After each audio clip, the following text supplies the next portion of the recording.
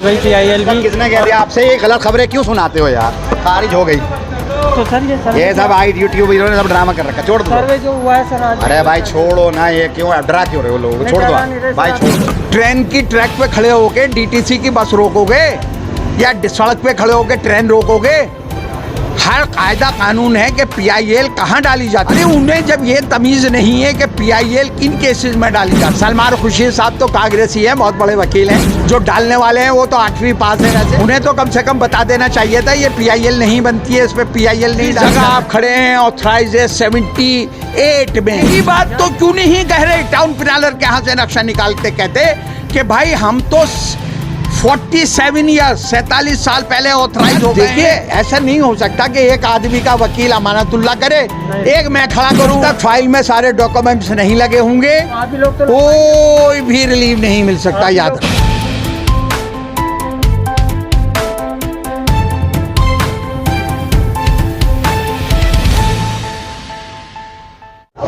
Hello दोस्तों, India की news में आपका स्वागत है। इस वक्त हम मौजूद हैं मुरादी रोड पर, जहां से मोहम्मद खान है। बातचीत करेंगे कि ओखला के सारे नेता एक साथ क्यों नहीं बैठकर बातचीत करते इस इलाके के लिए। यहाँ आसिफ साहब, काफ़ी दिन से ये खेल चल रहा है यहाँ पर DDA का। पहले नोटिस लगा, सबसे पहले 6-8 महीने पहले डिमार्केशन करके जाते हैं, अब नोटिस लगा कर जाते हैं और आज पुलिस का सर्वे भी आ गया।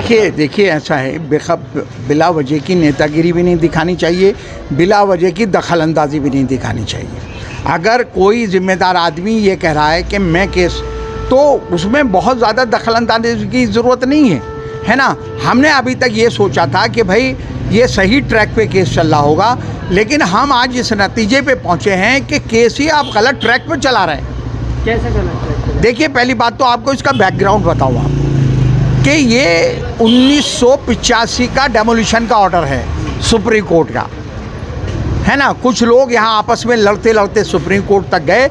सुप्रीम कोर्ट ने 1985 में, आज से 30 साल पहले ये ऑर्डर पास किया है, और इस ऑर्डर के बारे में किसी को नहीं पता था, उन 4 लोगों के अलावा जो ये केस लड़ रहे थे। इसमें यहाँ का कोई भी आदमी पार्टी नहीं था। इसलिए जब सुप्रीम कोर्ट ने ऑर्डर करा, हाँ, तो ये DDA को ऑर्डर करा, तो DDA इस फाइल को दबा के बैठी रही और 30 साल ये फाइल दबी रही, और अभी तक DDA ने इम्प्लीमेंट नहीं किया है। तो सुप्रीम कोर्ट ने DDA को बुला लिया कि भाई तुमने कैसे नहीं तोड़ा, तुम्हें तो हम सज़ा देंगे।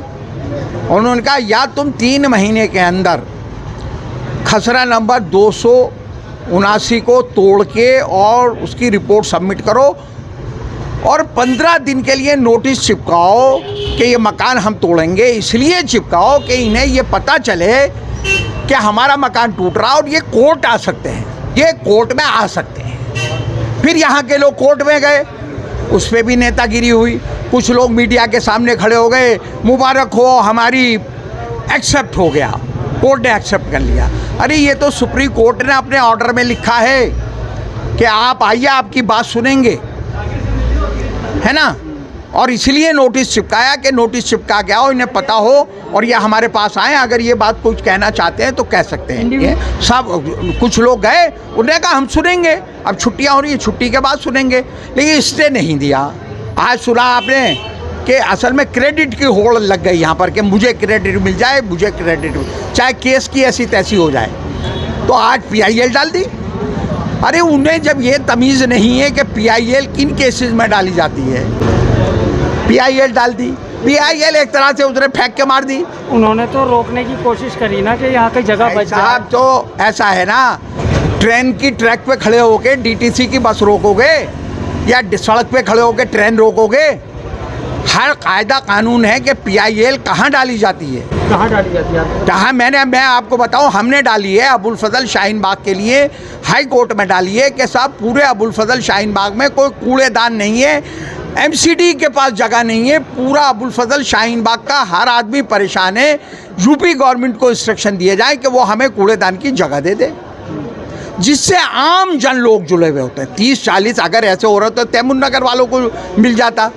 अगर सारे दिल्ली के झुग्गी वाले सुप्रीम कोर्ट जाएं, PIL डालें, एक्सेप्ट करेगा। लेकिन कोई ख़ास तबके का एक कैंप होगा, वो PIL डालेगा नहीं, एक्सेप्ट करेगा। उन्हें ये तमीज़ होनी चाहिए कि PIL कहाँ डाली जाती है। 40 लोगों के लिए PIL एक्सेप्ट नहीं होती है। दूसरी बात ये, जब आपको हकीकत पता ना हो केस की, देखिए आप लिखतम के आगे बख्तम नहीं चलती। सुप्रीम कोर्ट आप जाएंगे, हाई कोर्ट जाएंगे, तो फाइल में वो सारे डॉक्यूमेंट्स लगे होने चाहिए। तो डॉक्यूमेंट तो सारे ही थे। नहीं है। यही मुझे तकलीफ है, यही है। तो क्या करना लेकिन चाहिए? मैं मैं ये सोचता था कि इतने जिम्मेदार लोग इस केस को देख रहे हैं, तो वो पेपर लगे होंगे। जहां आप खड़े हुए हो, ये 77 में इमरजेंसी के बाद जनता पार्टी की गवर्नमेंट आई। 78 में दिल्ली में 1071 कॉलोनियों को ऑथराइज किया गया। जिस जगह आप खड़े हुए हो, ये ऑथराइज एरिया है, मुरादी रोड, और उसका एक एक मकान, जो पीछे वाली नसीर भाई का मकान, इसके पीछे वाली रोड, ये उस टाइम जितनी आबादी थी उसको ऑथराइज किया गया है। किसके द्वारा किया गया है? ये सेंटर गवर्नमेंट ही कर सकता तो है फिर ना। आप कैसे DDM? अरे आप यही बात तो क्यों नहीं कह रहे? टाउन प्लानर के यहाँ से नक्शा निकालते कहते कि भाई हम तो 47 ईयर्स 47 साल पहले ऑथराइज हो गए हैं, आपका ऑर्डर 30 साल पुराना, हम 47। उसके कुछ पेपर होंगे, कुछ सारे डॉक्यूमेंट्स वो निकाले नहीं गए। भैया मुझे निकालने की ज़रूरत नहीं है, वेबसाइट पे पढ़े, टाउन प्लानर के यहाँ है, दिल्ली सरकार का जो अर्बन डेवलपमेंट मिनिस्ट्री है, सारे नोटिफिकेशन, ऑर्डर्स, तमाम नक्शे सब जगह पड़े हुए हैं। मैं काउंसलर था, मैं ऑथराइज काउंसलर अनऑथराइज में काम नहीं कर सकता, सड़क नहीं बना सकता। मैंने इसे कम से कम 10 बार मुरादी रोड को काउंसलर फंड से बनवाई। यह ऑथराइज एरिया है। ऑथराइज एरिया को आप इंडिविजुअली किसी का तोड़ सकते हैं। कोई अनऑथराइज कंस्ट्रक्शन कर रहा है, कोर्ट इंडिविजुअली ऑर्डर कर सकता है। लेकिन ऐसा नहीं हो सकता कि ऑथराइज एरिया में पूरी कॉलोनी को कह देगा, तोड़ देगा। वो नीचे के एरिया की अलग बात है। 279 में अगर कुछ पोर्शन अनऑथराइज कॉलोनी का आता है, उसे सेकंड स्टेप में देखा जा सकता है। ये बताइए भी, इस वक्त जहाँ हम खड़े हैं मुरादी रोड पर, जो इस टाइम पैनिक बना हुआ है, आज पुलिस का सर्वे भी हुआ, ये कॉलोनी जो है, ये इलाका जो है, ये ऑथराइज है आपकी नज़र में? क्या जिस जगह आप खड़े हैं ऑथराइज है 78 में। तो जाइए ना, आप कोर्ट जाकर साबित करिए इस चीज़ को, ताकि लोगों को राहत मिले। आप क्यों नहीं आगे आ रहे हैं? आप बात तो सुन रहे हैं, आप बात सुन रहे हैं। हम बार बार कह रहे हैं कि वकीलों को, वकील जो किए जा रहे हैं, उनके साथ सब लोगों की बैठ के एक मीटिंग हो जाए, है ना। सब लोग बैठ के अपनी अपनी राय दें, मानी जाए या नहीं मानी जाए। डॉक्यूमेंट्स की बात होगी कि भाई ये होने चाहिए या ये नहीं होने चाहिए, क्योंकि जुडिशरी में आप जज के पास जा रहे हैं, आप ज़ुबानी क्या कह रहे हैं ये कोई मायने नहीं रखता। उस फाइल में वो पेपर्स लगे हुए हैं सर्टिफाइड या नहीं लगे हुए हैं। आपको सबसे पहला काम डिमार्केशन को चैलेंज करना है। ये देखिए, मैं आपको बात बताऊं, ये जो डिमार्केशन हुआ है ये मैनुअली हुआ है, हाथों से हुआ है, और हाईटेक ज़माना है। आपको कोर्ट में ये बात चैलेंज करनी चाहिए पहले स्टेप में। हम बता रहे हैं, नहीं कोई सुनने को तैयार। ऐसा नहीं हो सकता कि मैं एक आदमी का केस वो भी लड़ रहा है और एक आदमी का मैं कुछ कह रहा हूँ, दूसरा वकील कुछ कह रहा है, वो फाइल अलग बनाए बैठा, मैं अलग बनाए, ऐसे कैसे हो जाएगा? हाईटेक ज़माना है, सैटेलाइट से डिमार्केशन होना चाहिए। उसमें एक एक सूद जिसका मकान जहाँ है वहाँ दिखाया जाएगा, है ना। उसकी फीस लगेगी। आप भाई कोर्ट में जाइए, कहिए कि भाई 2, 2.5, 3 लाख जो लगेंगे हम पेमेंट करेंगे, सैटेलाइट से डिमार्केशन करवा दीजिए।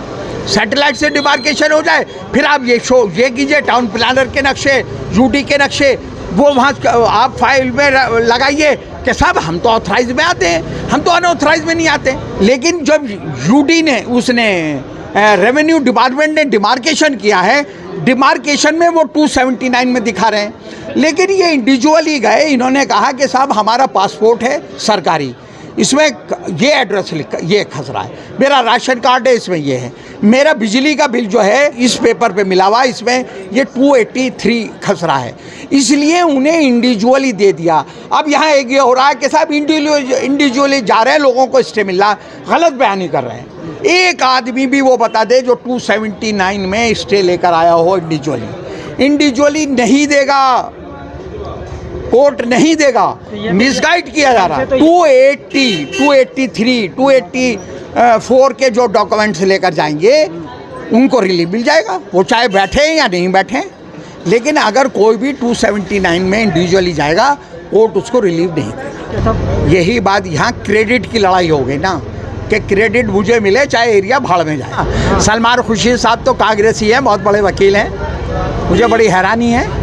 जो डालने वाले हैं वो तो 8वीं पास है वैसे, है ना, लेकिन वो तो बहुत काबिल थे, उन्हें तो कम से कम बता देना चाहिए था ये PIL नहीं बनती है, इस पर PIL नहीं डाली जा सकती। कुछ लोग पैरवी कर रहे हैं, यहाँ का MLA पैरवी कर रहा है। मैं अपनी दुकान आके खोलता, आप भी ये कहते हैं यार अपनी अपनी दुकानें खोले बैठे हैं यहाँ, लेकिन मैं देखते देखते थक गया। जब आज PIL डली तो मुझे इंतहा लगी कि बिल्कुल इंतहा हो गई, इसका मतलब ये तुड़वाना चाहते हैं। तो मैं 9 बजे यहाँ आया, मैंने हर चंद कोशिश करी कि बाय MLA की कि सब लोग बैठ जाएं। वकील इन्होंने बुलाए रखे थे, हर आदमी से 50,000 रुपये दिलवाएं, इंडिविजुअल डलवाने। 40-50 लाख रुपए ले गए वकील अभी मैं थोड़ी देर में यहाँ। मैं हूँ, आप ले जाओ, आप डालो, मुझे कोई एतराज़ नहीं है। आप प्रोफेशनली हो, आप फीस लोगे, मुझे इस बात पे कोई एतराज़ नहीं है। मुझे एतराज़ इस बात पे था कि कम से कम अगर हम कुछ डॉक्यूमेंट्स आपको देना चाहते हैं तो आपको हमसे भी बात कर लेनी चाहिए। जो शो कर रहे हो नक्शा, उसमें वो अनऑथराइज का कर रहे हो, और मुरादी रोड का नक्शा अलग है। ये नसीर भाई के घर के पीछे ये जो रही है, कम से कम इतने लोगों को रिलीफ मिल सकती है, क्योंकि ये इतना एरिया ऑथराइज है। 76 में 47 साल पहले ये ऑथराइज हुआ हुआ। तो खतरनाक बात बताने जा रहा हूँ।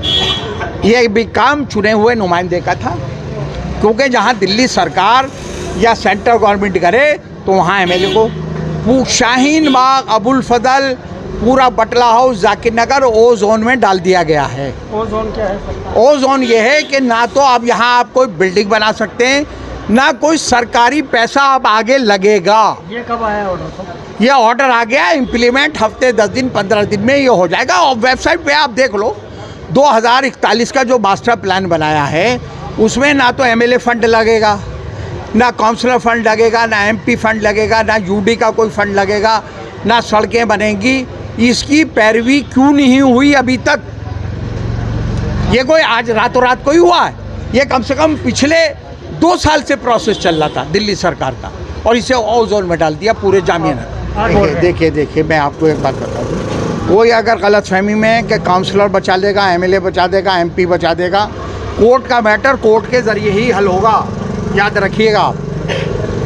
जो भी ये बात कह रहा है वो मिसगाइड कर रहा है कि मैं BJP से MP हूँ, चीफ जस्टिस कहेगा होगा चल बाहर निकल, उसकी सेहत पे क्या जोर पड़ रहा है? यार देखिए, ऐसा नहीं हो सकता कि एक आदमी का वकील अमानतुल्ला करे, एक मैं खड़ा करूं, वो कुछ बोल रहा है, उसका कुछ बोल रहा है। भाई ये तो यही हो सकता है ना कि भाई सब बैठ के वकीलों के साथ मशवरा करें, RWA जिम्मेदार लोग, हम लोग बैठें, जो डॉक्यूमेंट्स की ज़रूरत हो जहाँ जहाँ से मिल सकते हैं, कुछ हम निकाल के देंगे, कुछ वो निकालेंगे, कोई RTI के ज़रिए। जब तक फाइल में सारे डॉक्यूमेंट्स नहीं लगे होंगे तो कोई भी रिलीफ नहीं मिल सकता। याद लगवाएंगे वो डॉक्यूमेंट। तो हम तो देने को आए थे, तो सुनने को तैयार नहीं है ना। कौन नहीं सुना? सुनने को तैयार नहीं। अब ये तो आप पूछ लो।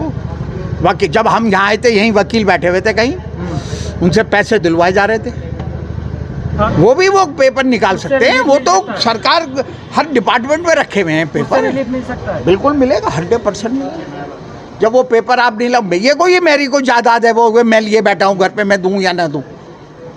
अरे वो तो सरकारी डॉक्यूमेंट है, हर डिपार्टमेंट में रखे हुए हैं। आप जाओ, सर्टिफाइड कॉपी निकलवा लो।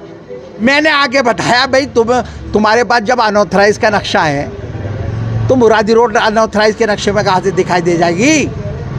मुरादी रोड तो ऑथराइज है। अच्छा, जब उनकी समझ में आया, अब मुरादी रोड का मैटर, अनऑथराइज का नक्शा।